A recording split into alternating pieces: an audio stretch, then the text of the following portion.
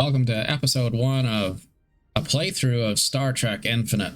And the fun thing here is I have never played this game before. I purchased Stellaris. I've wanted to play Stellaris eventually, but I have so many games, I just haven't really gotten around to it. And now I found out there's going to be this new game based off of the Stellaris engine, but it's Star Trek, and I thought that might just be the perfect game for somebody who likes the idea of Stellaris and really loves Star Trek. And I've played other Star Trek games like Star Trek Online, but just couldn't really get into it.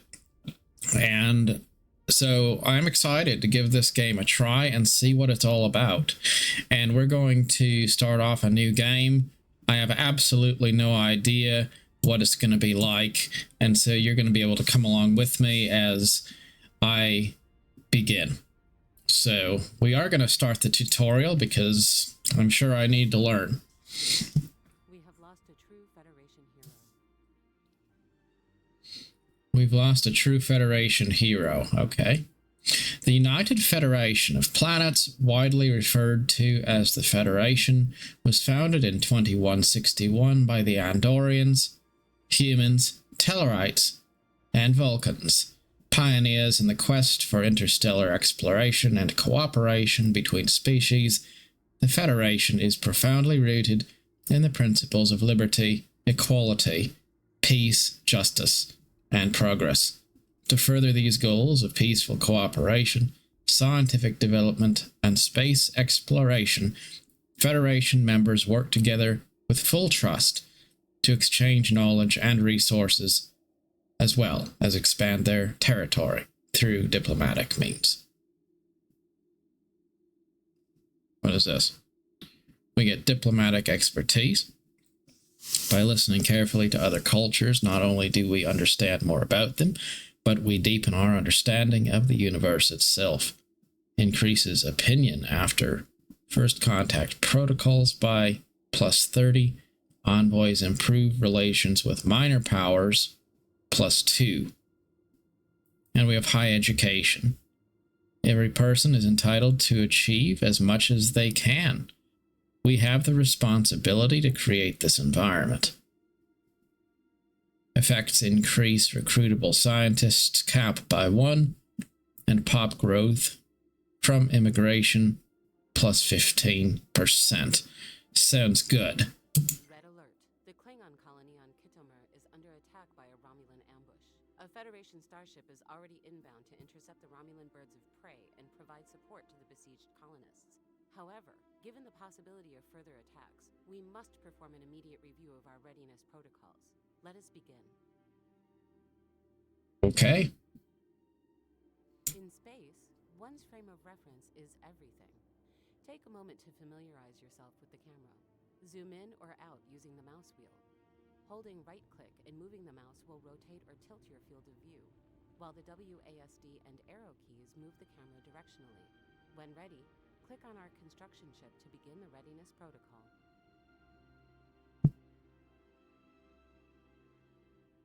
Okay, movement seems pretty straightforward. And this is our construction ship right here. That's a pretty nice model, I have to say. This is the beating heart of Starfleet, a Federation starship. To move the ship, use the Move button on the ship's action panel. Ships can also be moved with right-click.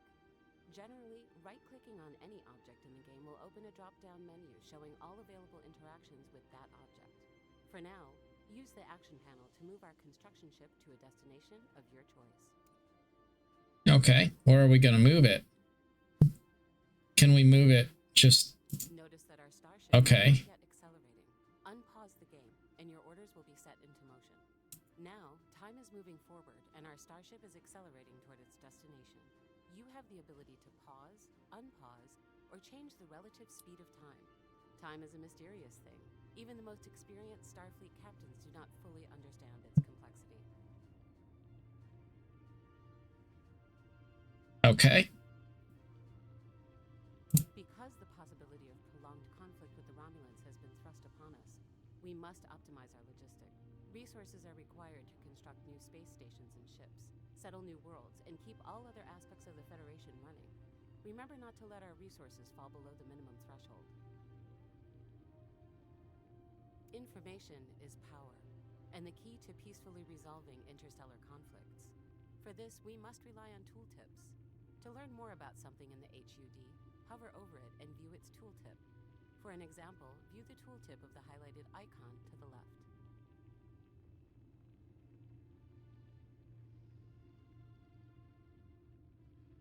Okay. It's a lot of data to take in, so I think that's the problem with Stellaris too. There's kind of a learning curve. We will need new structures to defend ourselves from the Romulans and minerals to build them. First, select our construction ship and choose Build Mining Station from the action panel. Then, find the highlighted object where a mining station can be built, and select it to begin construction. If a highlighted object is not visible, try moving the camera.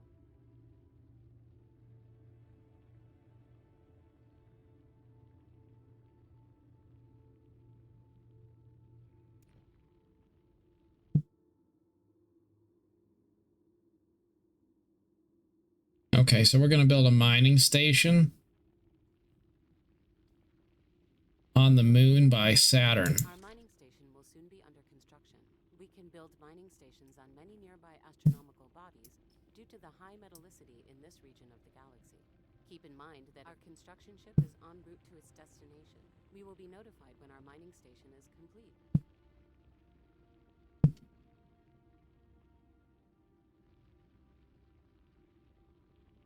So I'm assuming that the way Stellaris works is everything is basically kind of flat. So even though space has that depth that you would not have on the ground, this game really, it's, you just have to imagine there's like this is basically like a tabletop. Our construction ship is en route. Is it making the station right now? Okay, it is. So in the very bottom corner, I can see the percentage. We're building a mining station. Now, what I am going to say is I see here that we can rename fleets, which I really like because to me it's always important to be able to give ships my own custom cool names. Is operational, and its minerals are being added to our monthly resources. Not every station will yield the same output, as natural resources are not uniformly distributed throughout our galaxy. Oh, there's the ship right there. Mining station.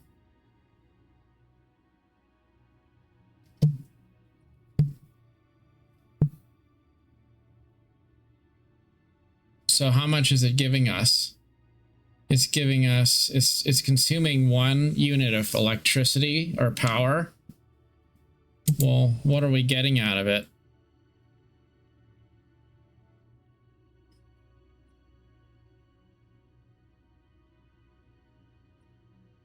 I don't know. That'll be something to figure out, I guess. As the Federation prepares to face the Romulan threat, proper management of our planets will be critical to ensure neither our prosperity nor the rights of our member species are harmed. Select the highlighted planet and open its planet summary screen. Remember to zoom out if you need a wider view.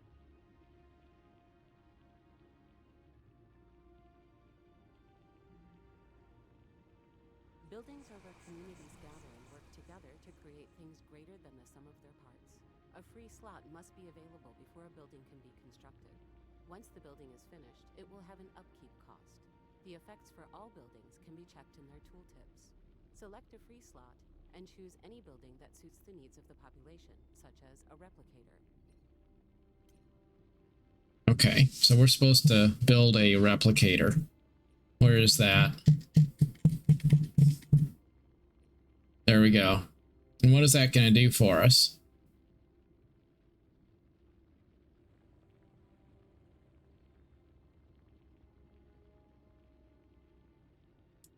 Starbase are areas of a planet zoned for specific uses, such as housing our pops, producing resources, or creating jobs. Intelligently zoning our districts can mean the difference between a successful world and one with deep systemic issues that will negatively impact our wider civilization, including our ability to defend ourselves from external threats. Go ahead and build a city district. So this plus sign will add a district. Buildings need pops to use them. It doesn't make sense to pay upkeep costs on empty buildings, so a world should be home to a sufficient number of pops for its infrastructure. Unemployment will rise if pops are mismanaged, but can be reduced by creating enough jobs.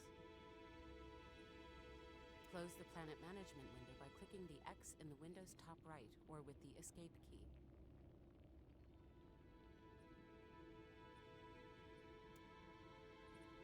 Okay, so down here we have a build queue. I get that. So after the replicator is built, then it's going to build a city district. And that gold means it's scheduled, but it doesn't exist yet. Okay, so I get that. Above all, readiness means having the best possible defenses for our own worlds. Starbases can be upgraded with shipyards and many other valuable structures. Starbases also give us ownership of the systems we have surveyed and formalize the status of those systems as part of our territory. Find the highlighted starbase and select it. Whatever course you decide, a strong response to the Romulan attack on Kittimer will require us to build ships. Starfleet's charter dictates we maximize our knowledge about nearby star systems, both to broaden our scientific understanding of local space and for our own defensive purposes. We cannot protect what we don't understand. Let's build a science ship to begin surveying. A new science ship has been ordered. Construction will commence soon. Remember, you can unpause the game using the time controls. All right, so we're building a science ship despite the fact that there's a Klingon attack, so I guess I don't fully understand. Don't we need military ships to go defend or fight the Klingons? I don't know. I guess we'll see. Science ship in 3 seconds. 2, 1, and now it is here. Okay. Well, where is it? It's right there. Oh, is it inside there? It's not. We can't see the ship because it's inside that star base. So how do we...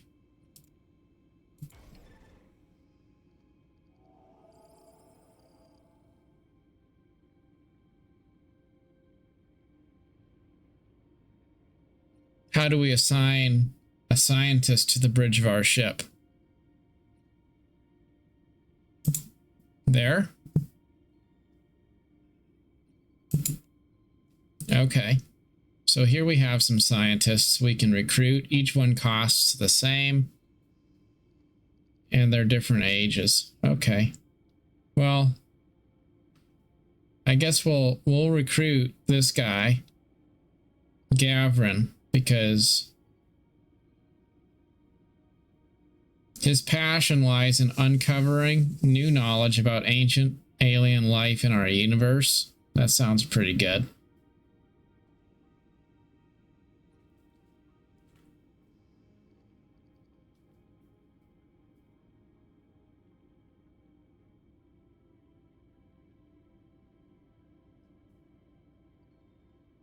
That scientist has an addiction problem, so that's not good. Okay. Select our new science ship. Click on the empty leader portrait in the ship's action panel to assign a scientist. To recruit a new scientist, click the recruit button.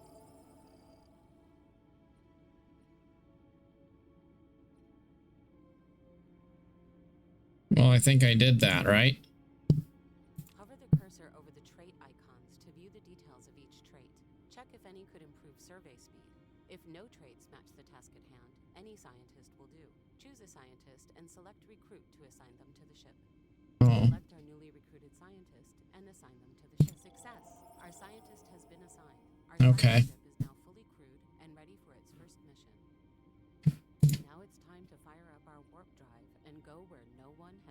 before. Click on Galaxy View to zoom out and see the entire galaxy. Well, I guess I need to dismiss this guy. Oh, I can't dismiss him because I'm in the tutorial. See, I clicked the wrong one because I didn't realize it was going to walk me through every single step there. Alright, we're going to fire up the warp drive and go where no one has gone before. That sounds really good. So, we got to click on the galaxy view. Where is that? It's at the bottom. Okay. This is our galaxy, our home, and the home of most other intelligent species we have contacted, including those hostile to us. The intricacies of anything on the galactic scale can be daunting, to say the least. To make it more easily navigable, let's examine the quick access panel to the left.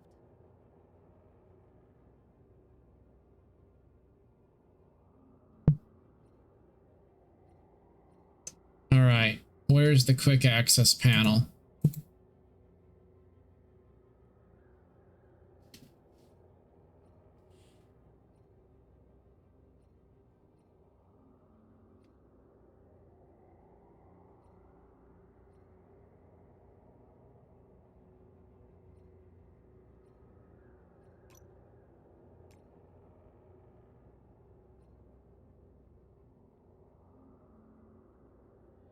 See, it doesn't tell me exactly what I need to click, so now I'm confused. Because isn't all this the quick access panel?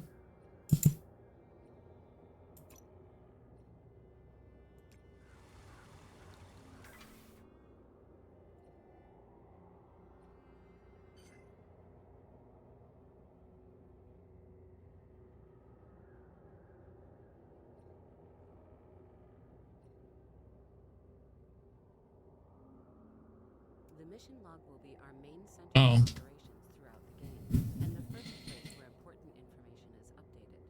To open it, use the F1 key or click its icon on the quick access panel. The mission log stores all our present tasks, including active special projects and unresearched anomalies. It functions a bit like a ship's computer, but for our entire civilization. Make sure to check it frequently, and don't forget to complete missions marked tutorial for further training once this protocol is finished. Okay. Close the mission log. Finally, the outliner is the tool we use for quickly managing our colonies, fleets, and the various Starfleet agents we have sent across the galaxy on special assignments, such as governors and spies. Where'd that menu come from? That's cool. There's a list of ships. Okay. I like that. Success. The Federation's security readiness has been upgraded. Although the Romulan attack on Kittimer indicates troubling times ahead, we are prepared to meet their active aggression and any other that could harm us or our allies with a united front. The only certainty in the universe is uncertainty. As new challenges arise, it is the Federation's duty to protect the rights and dignity of all. Okay, that sounds very good. So it was a Romulan attack. Okay. I thought it was the Klingons. I was wrong. What is this? Kittimer has fallen. Stardate 23859.7. You will proceed playing the game as the Federation. Continue to explore and check the mission log frequently. If you would rather play as the Klingons, Romulans, or Cardassians, please return to the main menu and start a new game with a different empire. Okay, I understand. I want to be the Federation, so this is good. The ashes of Kittimer. In the blink of an eye, the relative peace enjoyed through the Alpha and Beta quadrants for the past half-century lies shattered. A brutal Romulan ambush on the Klingon colony of Kittimer has left over 4,000 dead. Though a Federation ship intercepted the Romulan secret transmissions, by the time they arrived, only a handful of survivors remained. This massacre marks the beginning of a new political era in our galaxy, one of opaqueness, uncertainty, renewed hatred for old rivals, and mistrust among even the staunchest alliances. How we choose to treat others will determine the future of our Federation. We will be proactive in greeting other civilizations we will be cautious toward other civilizations. Okay.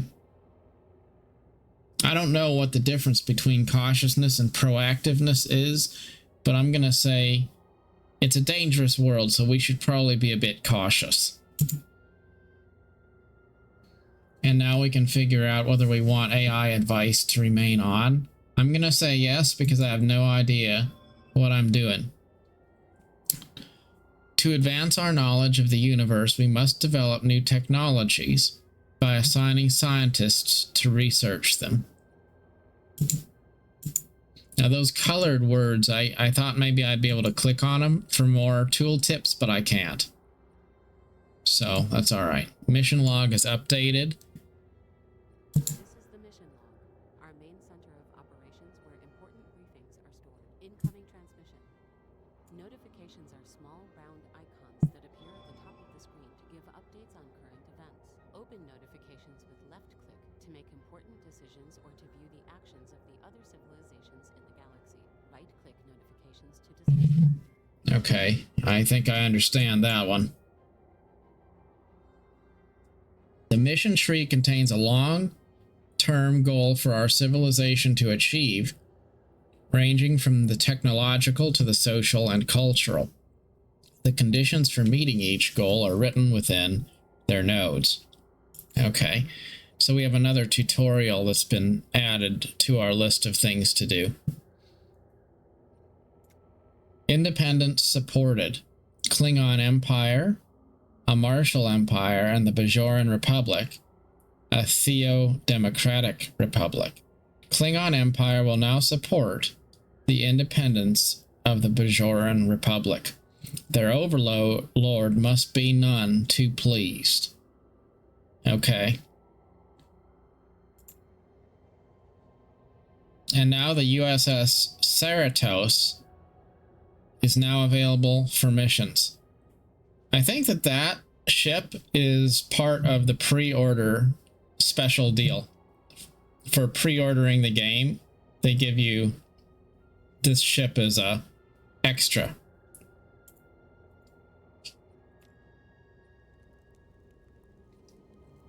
The bottom of the plot. Our entire intelligence community is hard at work attempting to learn the full truth about the Khitomer plot. Until we discover the reasons behind the Romulan Star Empire's surprise attack on the Klingons, our spies will be unavailable to us. Tensions remain high throughout the galaxy. Okay. I wonder how much quest-style stuff there is in this game, or if it's more like a sandbox, or if there's a lot of story to be revealed. I do notice there's some nice artwork in the game. I like it so far. Beyond it's kind of confusing and is complicated. And we have another tutorial for colonies. Again, nice artwork there. Colonizing new planets is how we create new worlds for our pops to live in. Each colony we settle creates the opportunity for new buildings, jobs, districts, and defensive assets such as land armies. The downside is that spread increases. This can be balanced by increasing our admin capacity. Okay, so the more spread out we get, the less we're able to manage our empire. That makes sense. To colonize a planet, we must first build a colony ship to carry our settlers there. Colony ships cost alloys and food, and will take time to reach their destinations.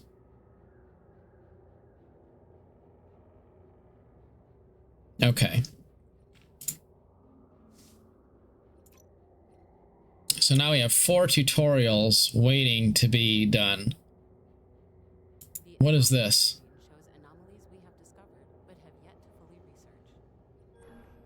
research. Okay. I assume that that's like finding new civilizations. Incoming transmission. Wow. Colony designation. Designating our colonies allows us to specialize those worlds to produce specific resources. For example, assigning the designation bureaucratic world to a colony will increase administrative capacity. Designating a colony will have a drawback that depends on the designation. Okay, so basically there's a buff and a debuff.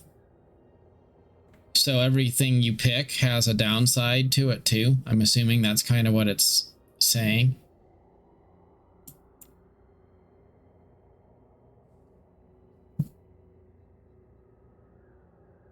What do we have here? Establish embassy. The Romulan Star Empire.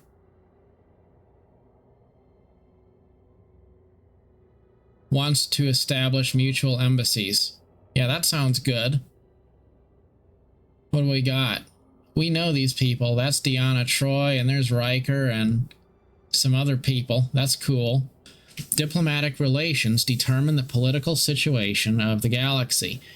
Neighbors that have negative relations with us are more likely to question our actions and might even adopt a hostile attitude toward us and declare war on us. Conversely, positive relations with neighboring civilizations can lead to them opening their borders to us and forming commercial pacts with us. It's easier to affect relations with minor powers and harder to affect relations with major powers. Some powers might also have a higher starting opinion of us and some lower, depending on our history. Go ahead and improve relations with another civilization. Okay. That's another tutorial, I think. And now we'll go ahead and approve this proposal to have mutual embassies with the Romulans. That sounds good. We will do our best to understand you. The Betazoids also want mutual embassies. We will agree. Of course, they are Betazoids and they can read minds, so I guess they would already know this. Why do you ask? You know what the answer will be? We will do our best to understand you. Another tutorial. Edicts. That's a nice, again, nice artwork there. Edicts are used to drastically push our economy, military, or general efforts in precise directions. Edicts have a cost, and once picked, they will stay locked for a given period of time. After the mandatory period, chosen edicts can be unchecked again, freeing up our edict capacity and making room for us to choose something else. Just like every major civilization has a unique economy, each also has unique edicts. Okay. The Betazoids want to form a commercial pact, which will increase the trade network value of each empire and improve our relations with the it'll improve their relations with the United Federation of Planets. They will get 6.1 power, and they will get 1.8 power each month, as long as the deal lasts, I guess. It cut off the end of it. All right. So does that mean that we're going to have less power for as long as this goes on? Let's see. So we have 1.3 thousand. Monthly gain of 35 power. So I assume if I accept this, that's going to go down to 29. Let's see. Maybe not. So maybe they get a bonus, but that doesn't mean that we have less. Independence supported. The Romulan Star Empire will now support the independence of the Bajoran Republic. Their overlord must be none too pleased. Okay, that's fine. Another tutorial. Governors are specialized officials whose role is to visit and develop our colonies. They helm governorships and can be sent on missions to raise the bar in a specific area on the worlds where they are sent. For example, to improve a colony's worker productivity. We do not currently have any available governors, so we will need to recruit one. All right. So basically, we're going to have a leader of our federation. We got to pick.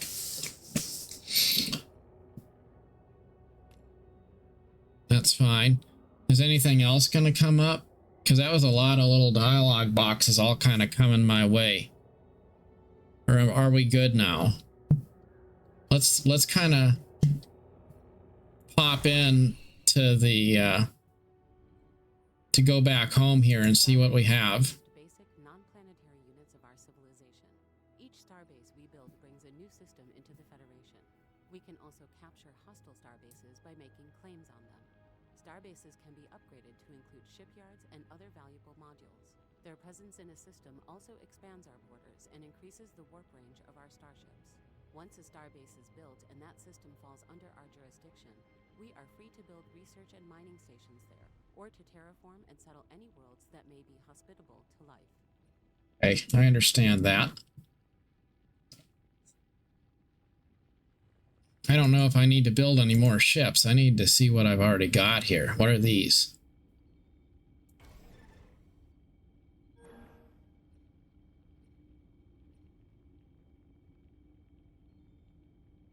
What? Oh no. Well, I didn't realize there was another proposal that appeared up there, and I guess it timed out. Well, okay, that's fine. I guess I gotta watch for little bubbles to show up there. All right.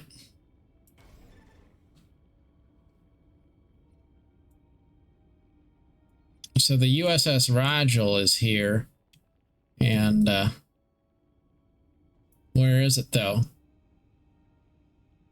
Fleets are the main organizational unit of the Federation's forces under the umbrella of Starfleet Command. All Starfleet ships double as research or combat vessels as needed, and can be ready for action at a moment's notice. An admiral should ideally be assigned to command each individual fleet. Okay. So I need to assign an admiral to this fleet then. Is where we can hire, dismiss, or assign governors, scientists, admirals, generals, and spies in need of work. Spies are not immediately available upon game start due to extenuating political circumstances in the galaxy. If they are still unavailable at the time of this message, they will return shortly. Okay, good to know. Well, let's hire an admiral. Who do we have available?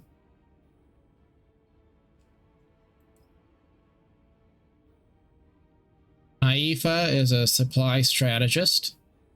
Ship upkeep minus 10%. There is no way this leader's logistical chains will break, even during the most bitter of fighting. None. Well, that sounds good. Bold Admiral. Fire rate, hit points, damage, penetration, tracking, and hull damage, all plus 30. Hull damage is plus 50. Those willing to risk it all become leaders who command their ships with utmost proficiency. So it looks like both of these are identical, but this guy, no, that's a girl. Admiral Tapau. Pressure cooker. Fire rate is plus 5. Sublight speed plus 10.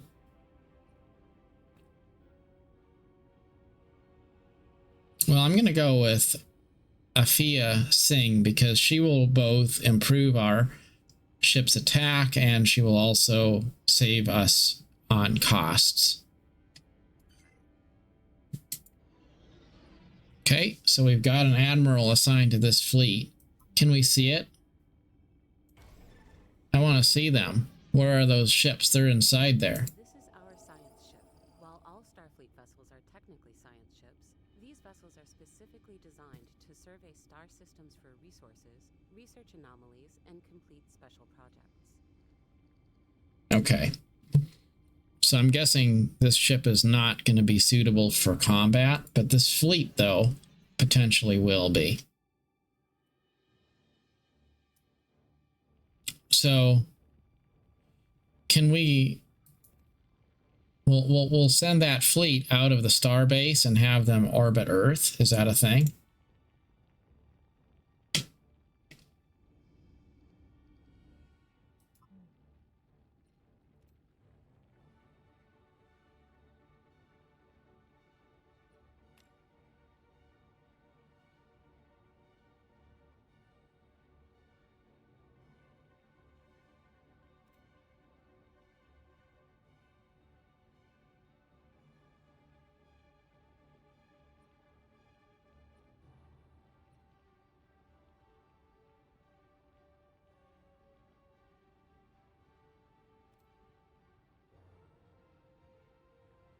So we can kind of just click and they'll move around. There they are. Some cool little ships. Can I make him orbit the planet? I thought I saw something that said orbit. What is this? That's the moon. Planets or moons that are attributed to the Class H classification are typically considered uninhabitable due to extreme climates and atmospheric conditions that are incapable of supporting humanoid life. Okay, yeah, you can't live on the moon. The planet summary screen shows us important details about a world and its people. I know that. Okay.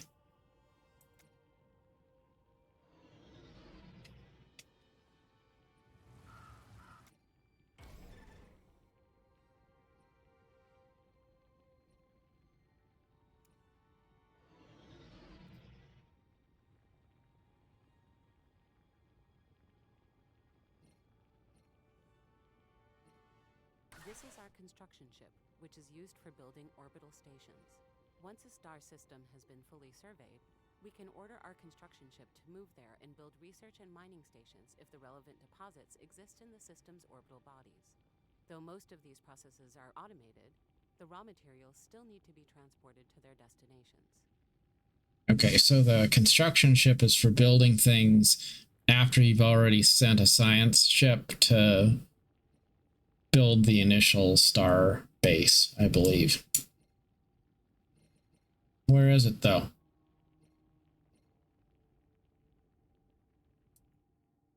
Oh, there it is. Okay.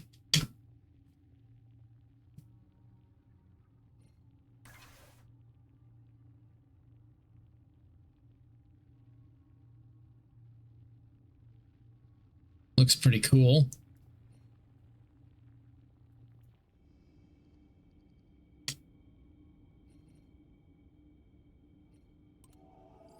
So left clicking will bring up the info panel. Right clicking is how you actually go to look at it.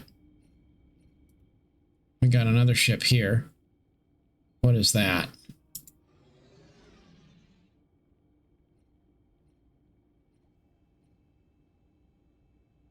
It has a military power of 38.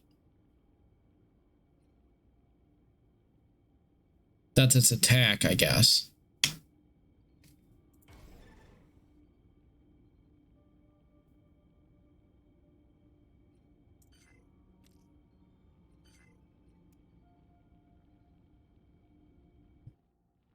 All right.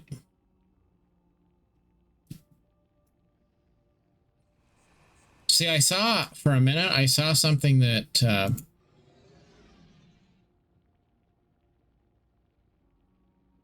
that said orbit, so I was thinking you can send ships to go orbit around something.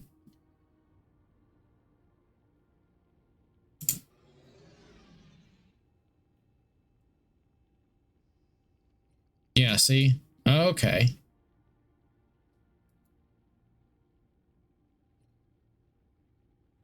Incoming transmission.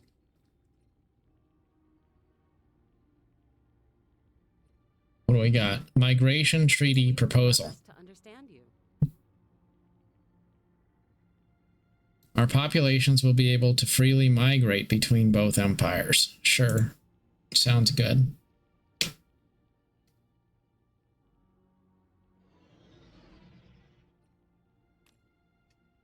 Okay, so what happens if I tell a ship to orbit? Does it just go around and around?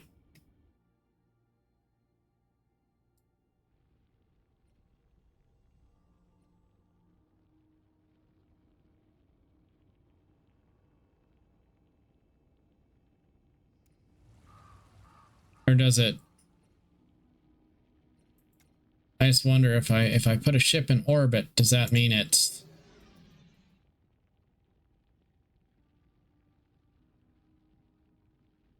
going to be visible there, or does it?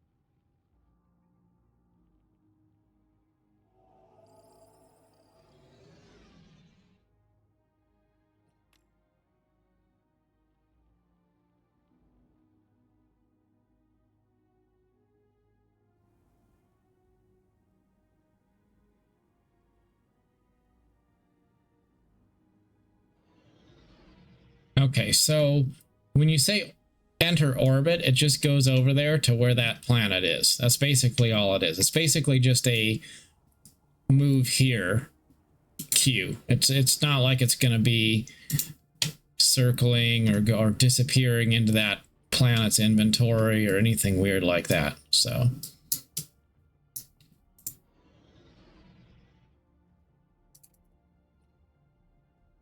there's not really any different between not really any difference between saying enter orbit and just clicking somewhere and saying move here.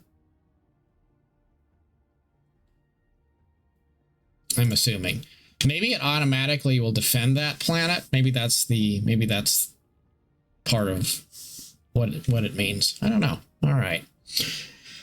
Well, that is an initial view. Most vessels cannot travel unlimited distances, with the exception of science ships. A starship's warp range determines the maximum reach it can move in a given direction. A ship's warp range is determined by its proximity to the nearest starbase. Building starbases will increase our overall warp bubble, allowing our fleets to venture farther into the unknown. Diplomatic constraints, such as other civilizations closing their borders to us, will decrease a starship's warp range. Pay close attention to who allows us to travel freely through their territory. While this map is open, clicking on another civilization's territory can provide some basic information about them. Changing the map mode can reveal different information, such as others' opinions of us, AI attitude, and more. Okay.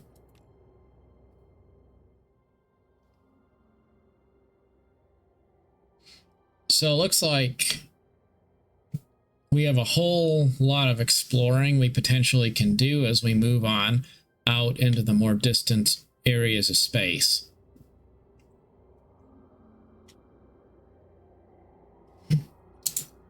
And to get started, we have a whole bunch of tutorials here to do to help us learn about the game. So I think that's a good stopping place. My first impression of the game is it feels pretty cool. I feel interested in it, and it'll be fun to see what comes next as we move on through this title.